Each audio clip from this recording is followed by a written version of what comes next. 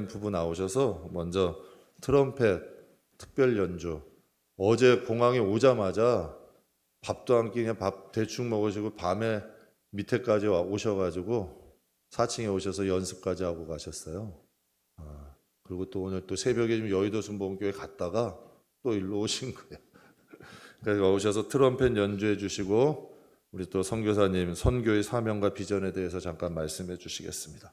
나올 때 우리 박수로 환영해 주시죠.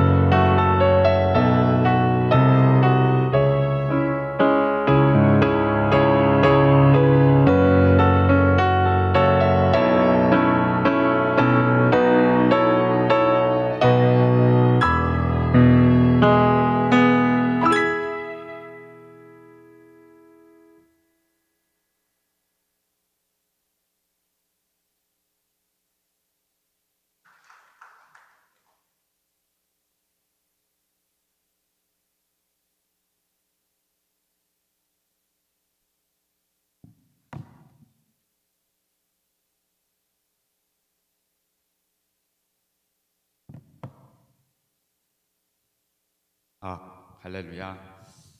아멘.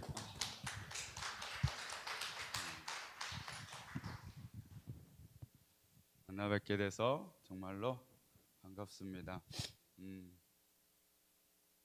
목사님께서 저를 선교사님이라고 계속 말씀해 주셨는데 스스로 아직은 제가 선교사님이라고 이렇게 불리어도 될지 너무나 부담스럽기도 하고 저한테 그렇게 불러주셔서 오늘 예배 듣고 기도하면서 담대함을 좀 가져야겠다. 더 열심히 하나님 영광 위하여 달려 나아가야겠다라는 생각을 하게 됐습니다. 우선은 이렇게 만나뵙게 돼서 하나님께 영광이고 초대해 주셔서 정말로 감사합니다. 아멘.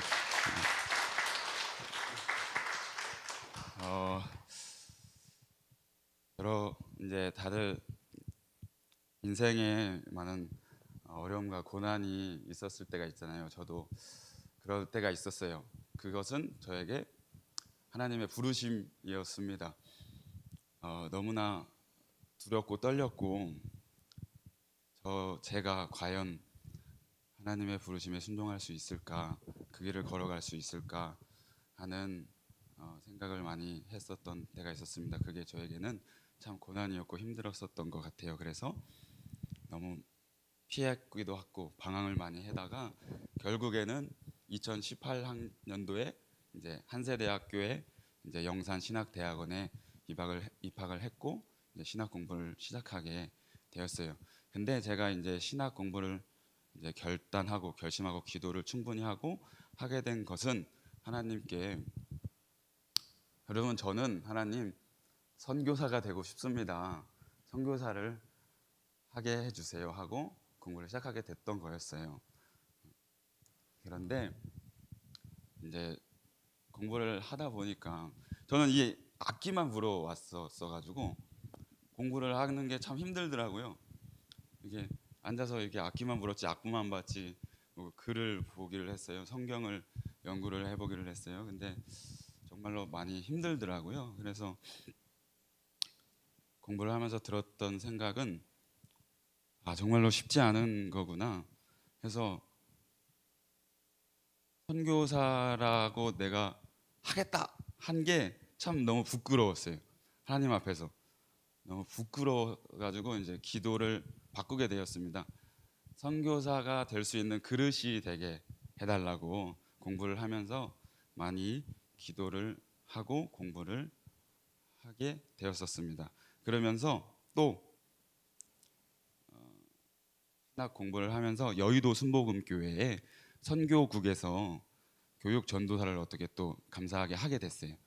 선교국에서 있다 보니까 많은 선교사님을 보게 되잖아요. 내가 선교를 하고 싶다고 할 수 있는 게 아니더라고요. 그런 마음이 많이 들었어요. 보였고 보게 됐고 배우게 됐어요. 그래서 한 번 더 또 이게 어떻게 선교가 나갈 수 있는 건지 참 많은 고민을 했고 기도를 했고 그래서 더욱더 내 자리에서 내가 충분히 준비되어야겠고 그릇이 되어야겠구나 라는 생각을 많이 하게 됐었어요. 그리고 이제 졸업을 하게 되고 이제 조그만 개척교회에서 사역을 하게 되었죠. 그래서 열심히 그 자리에서 사역을 하고 있었는데 참 그래도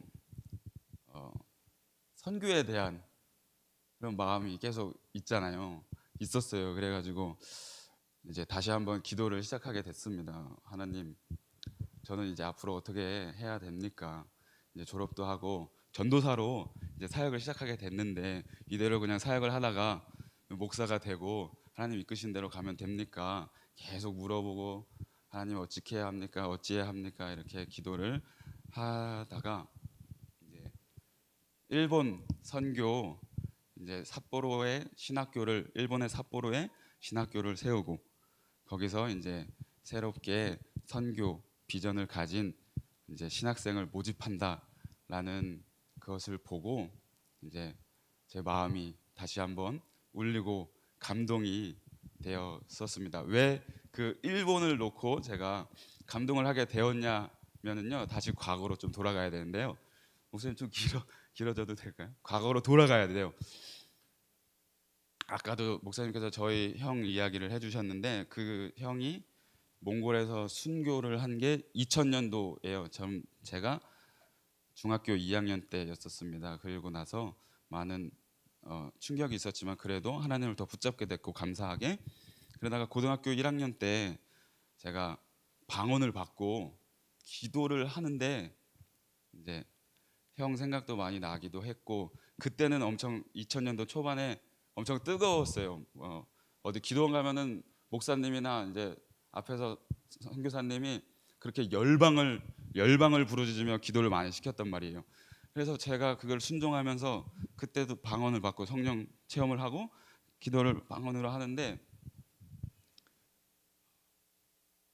그때 이제 일본을 보내달라고, 제가 트럼펫을 들고 일본을 가겠습니다. 일본을 보내주소서. 왜 그렇게 기도했는지는 모르겠어요.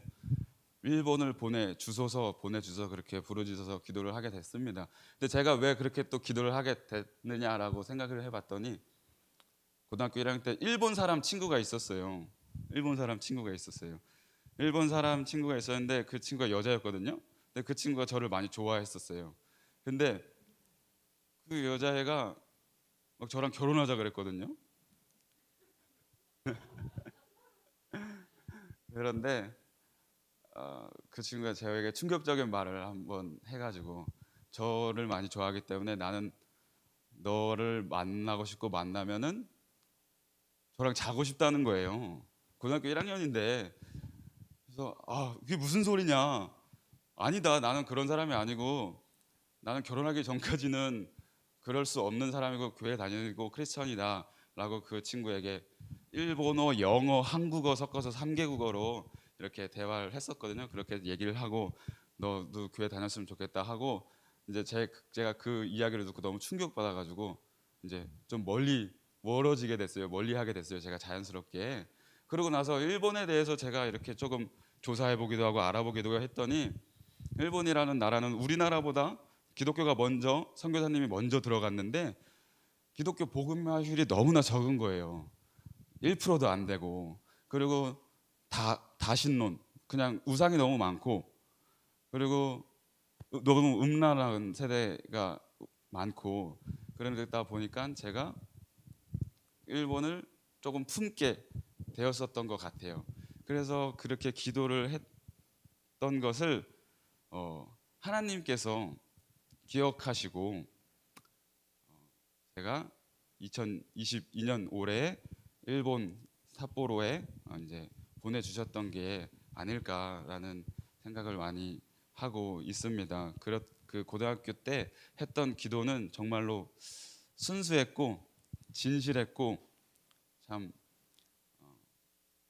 하나님 앞에서 하나님 위해서 하겠다는 성령 충만한 기도였었던 것 같아요. 그 기도를 하나님께서 들으시고 이제 제가 이렇게 일본 선교사로 이제 한 걸음 나아갈 수 있게 되었습니다. 그래서 올해 3월 27일 날 일본에 지금 가서 계속 공부하고 있고, 일본어 공부하면서 신학 공부도 하고 있고 사역도 하고 있고 이렇게 많은 일정을 보내고 있는 가운데 있습니다. 그런데 제가 지금 혼자 갔어요.